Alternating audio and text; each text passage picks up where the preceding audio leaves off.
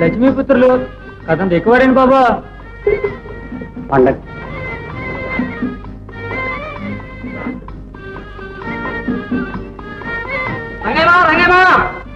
ఏంటి రంగారు? శుభమ్మత నొప్పులు పడుతుంది, మన రాముడు ఆసుపత్రికి తీసుకెళ్ళాడు. ఒరే ఒరే, నేను స్పీడ్ దొక్కలేను, నన్ను హాస్పిటల్కి తీసుకోరా తొందరగా.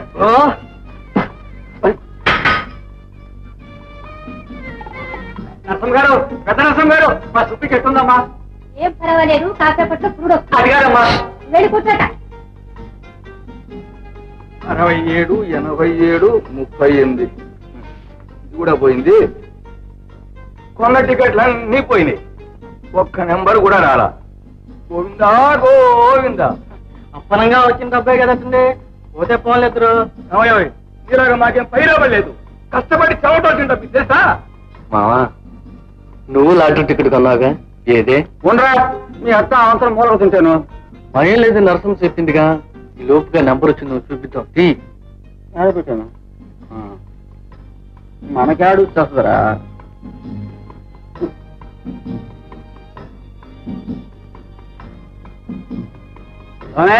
ఈ నెంబర్ ఏమైనా తగిలిందేమో చూడండి. ఏమిటి, నువ్వు కూడా టికెట్ కొన్నావు?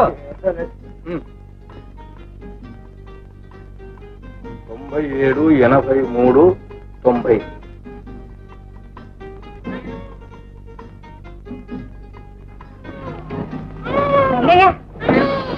రంగయ్య మడపిల్లవాడు 5 లక్షలు. అదృష్టవంతుడు పుట్టాడు. శిక్షారంగయ్య లక్షలకు అధికారి అయ్యాడు. ఇక పట్టిందల్లా బంగారమే.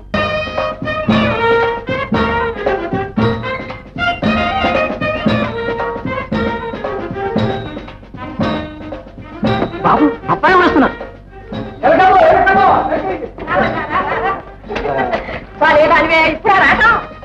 చిరంజీవా,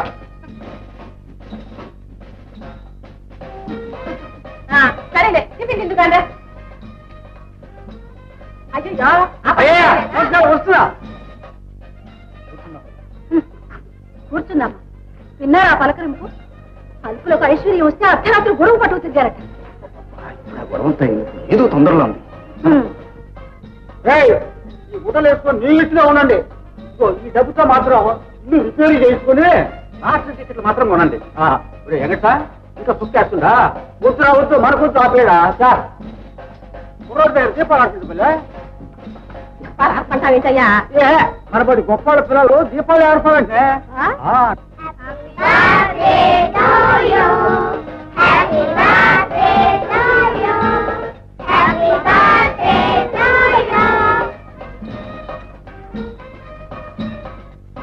బాబు,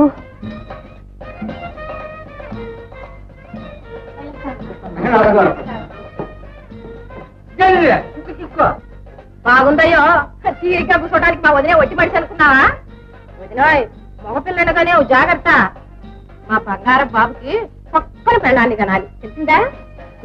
సుబ్బమ్మ, అందరం తెలుసుకుని మాట్లాడు. మీరు ఊరుకోండి. ఎంత ఐశ్వర్యం పడితే మాత్రం అంత మిడిచిపోతా. మేడమ్మ గారు, ఏదో హాస్యానికి అందలేండి. హాస్యానికైనా హద్దుండాలి. అంతస్తులు చూడగట్టయ్యా? ఏంటో నీ అంతస్తు, నీకంటే మేము ఎందులో తక్కువ? 1000 జన్మలు వచ్చినా నాతో నువ్వు సరిపోసుకోలేవు. పైగా నా కూతురు నీ కొడుకు ఇవ్వాలా? రిక్షావాడి కొడుకు నాలుడా? చిచ్చి, మర్యాదగా మాట్లాడు. రిక్షావాడు కాదు, లక్షాధికారి. లక్షాధికారి అయినా రిక్షారంగయ్యే, అది గుర్తుంచుకో. నా పిల్లకు పెళ్లి చేయలేకపోతే ఇంత విషం పెట్టి చంపుతాను. అంతేకాని నీలాంటి నడమంత్రం సంబంధం చచ్చినా చేయను. ఏ అందాలు వారు మారేసుకుంటావు? చేసుకోండి, కాళ్ళ ఎలా పడ్డా నీ కూతుర్ని నా బిడ్డకు చేసుకోను. ఏంటనుకుంటున్నావు? సుబ్బులు, ఏంటది? వాళ్ళు మన గోస్ట్ లో మన ఇంటికి వచ్చిన వాళ్ళు మర్యాదగా మాట్లాడడం నేర్చుకోవాలా? ఉంటావయ్యా, గోష్లు అంట గోష్లు. వచ్చినందుకు మంచి అవమానం జరిగింది. పదండి పోదాం.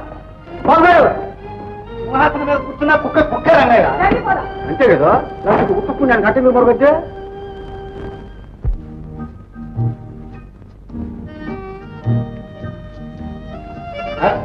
ఎలా ఉంది? ఏం పర్వాలేదు, తొందరలోనే పొరడొస్తుంది. హలో, ఏ అప్పారావు మాట్లాడుతున్నా. ఇప్పుడు కొంచెం తొందర పనుల్లో ఉన్నాను, తర్వాత మాట్లాడతాను. అలాగే బాయ్. కనకారావు గారు, నమస్కారం అండి. రండి. ఏమిటి ఇలా వచ్చారు? ఏమీ లేదండి, 10 లక్షల రూపాయలు నా వాటాకి ఇస్తాను. దయచేసి మీ ఎక్స్పోర్ట్ బిజినెస్ లో నన్ను ఒక పార్ట్నర్ గా చేర్చుకోండి. హలో, రంకాల ఇవ్వండి. Hello, secretary speaking.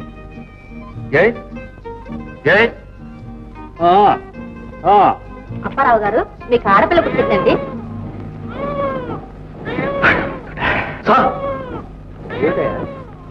ఏం జరిగింది? మాట్లాడదేమయ్యా, ఏం జరిగిందో చెప్పు. మన బొంబాయి ఆఫీస్ నుండి ట్రంక్ కాల్ వచ్చింది సార్. సరే, సూయజ్ కాలువలో మన ఓడ మునిగిపోయిందట. 50 లక్షల సరుకు గంగపాలైపోయింది సార్. 50 లక్షల సరుకు గంగపాలైపోయిందా?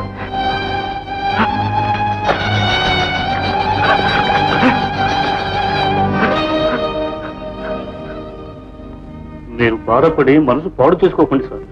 మన సరుకులని ఇన్సూర్ చేసినవే. క్లెయిమ్ చేస్తే తప్పకుండా మన డబ్బు మనకు వస్తుంది. ఏం వస్తుందో ఏమో, ఒక బిడ్డ పుట్టిన వేళ, ఒక గొడ్డు వచ్చిన వేళ అన్నారు.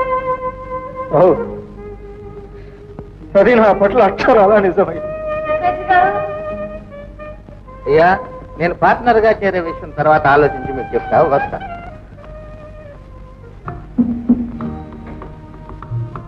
ఆకలేస్తుందమ్మా.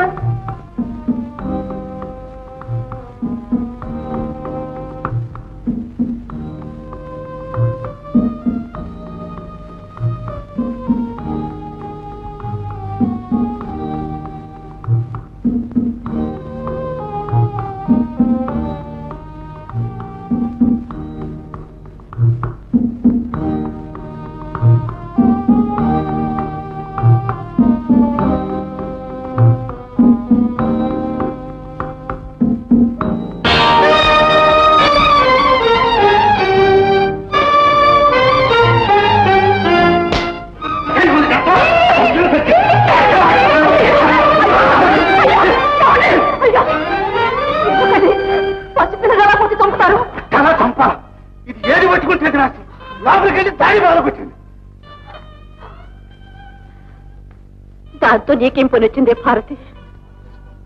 ఆకలేసిందమ్మా. జాడికి తీశాను, కాలు జారి కింద పెట్టాను. భారతి, సరే నువ్వు పోయి ఆడుకోపా. పిల్ల కింద పడిందనే కనికరమైనా లేకుండా ఎందుకండి దాన్ని అలా కొడతారు? మన రోజులు బాగా లేకపోతే అదేం చేస్తుంది? దాన్ని కొడితే మాత్రం మనకు అదృష్టం కలిసి వస్తుందా?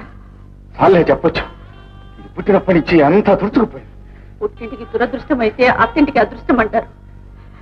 మన బిడ్డపై మనకే మమకారం లేకపోతే పరాయి వాళ్ళకు ఉంటుందా చెప్పండి? మన కడుపును పుట్టినందుకు దాని అచ్చట ముచ్చట ఏం తెలుస్తున్నాం చెప్పండి? తిట్టులు దెబ్బలతో పెంచుతున్నాం గాని నిజమే దుర్గా, మన ఆస్తిపాస్తులు పెరిగే కొద్దీ అనుకోకుండా దాని మీద ద్వేషం ఎక్కువ ఉంటుంది. పరిస్థితులు దిగజారిన కొద్దీ కష్టాలకు తట్టుకోలేక కన్ను బిడ్డ మీదే కర్కశత్వం చూపుతుందా, రాక్షసుడైపోతుందా? ఊరుకోండి.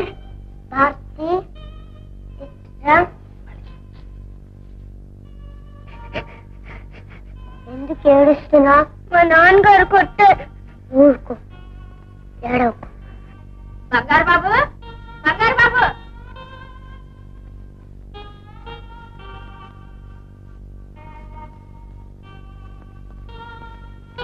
అయ్యో అయ్యో, ఏమిటి అన్నాయం? మా నాయన తండ్రి నా బాబే. అప్పారావు గారు, ఇంటి మీద తనఖా బాకీ ఇంతవరకు చెల్లిపెట్టలేదు. మీరు కనీసం వడ్డీ అయినా కట్టకపోతే ఇల్లు వేలా వేయిస్తాం అంటున్నారు మా షావుకారు గారు. ఇక మీ ఇష్టం.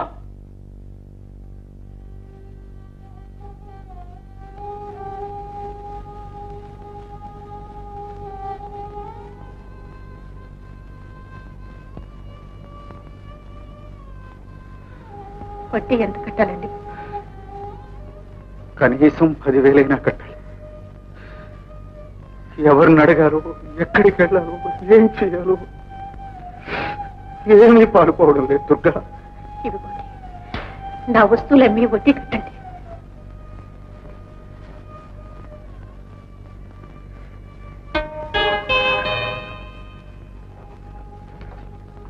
సందేహించకండి, మన సర్వస్వం పోయినా నేను బాధపడలేదు.